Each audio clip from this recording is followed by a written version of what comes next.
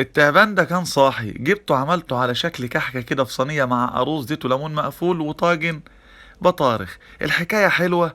نصلي على الحبيب النبي صلى الله عليه وسلم الأول ونشوف شكل التعابين وهي في المية. استمتع معايا بالجمال بقى. ها، التعابين بتلعب قدام حضرتك اهو، واختار لك تعبان حلو وتعالى كده اقول لحضرتك نعمله ازاي. وبرضه في عجال عشان ما نطولش عليكم اهو.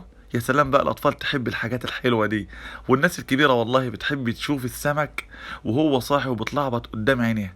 طلع تعبان، ادوله خبط على دماغه كده عشان لو فلت من ايد حضرتك مش هتعرف تطوله في المطبخ وهيعمل مشاكل كتيرة قوي.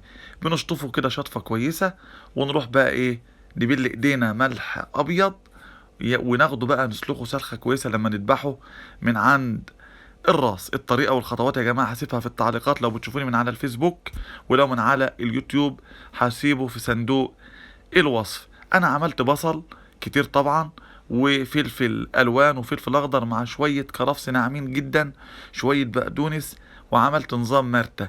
وجبت المرتة يعني ان انا افضل ادعك في الخلطة كده مع ملح وتوم وكمون وزيت زيتون وشوية ليمون.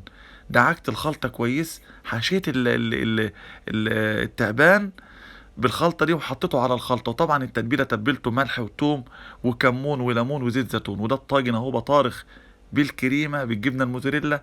وعملت برضو زيت أروز زيت وليمون. وحطيت طبعا التعبان على المرتة في الصينية في فرن على نار هادية، خد ساعة الا تلت. كنت كل شوية كده أقلبه بحيث ياخد لون أحمر من جميع الاتجاهات. كشفت عليه، عصرت عليه ليمون، وحطيت عليه خضرة. طلع معايا بالشكل ده كده، على شكل كحكه. الناس عايزه بقى طريقه النظافه والتتبيله والمرته دي ايه والصوص ده ايه. على فكره انا حاطط على الصوص ده برضه شويه لبن عشان يطلع معايا ابيض بالحلاوه دي كده، وهو عصرة الليمون. يا سلام. بالله عليكم لو عجبكم الفيديو حطوا لايك، وشوفوا الطريقة على اليوتيوب هتعجبكم ان شاء الله.